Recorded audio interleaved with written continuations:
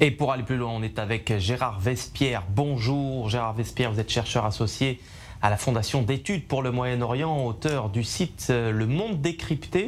Alors ce rapport préliminaire, Gérard Vespierre, c'est une manière pour les Américains de prévenir leurs alliés de ne pas se lancer dans des aventures belliqueuses en Iran ?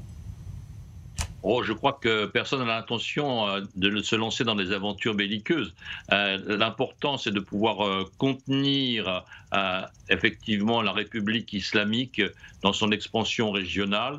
Deuxièmement, c'est de pouvoir désenclaver l'Irak de sa proximité politique et économique avec l'Iran. Et troisièmement, de voir toujours une politique de clarté et une politique d'initiative de forme. L'exemple est avec, bien sûr, en Arabie Saoudite, la distance prise avec Mohammed Ben Salman, mais ça ne remet pas du tout en cause l'alliance fondamentale avec l'Arabie Saoudite. De même qu'avec les Émirats Arabes Unis, la mise sous analyse de la cession de la vente des chasseurs de 5e génération F-35. Tout ceci est destiné à faire en sorte que le nouveau président, la nouvelle administration, eh bien, ait la main dans les affaires du Moyen-Orient et marque une rupture avec le cycle précédent de l'administration républicaine. Ouais, alors les Iraniens, on le voit bien, ne semblent pas pressés de répondre aux appels du pied de Joe Biden. Est-ce qu'il est raisonnable, selon vous, de penser qu'ils finiront par revenir tôt ou tard à la table des négociations ? Il faut se demander s'il y a des appels du pied. Je pense qu'il y a une volonté effectivement d'aller autour du tapis vert, mais les États-Unis ont été très clairs.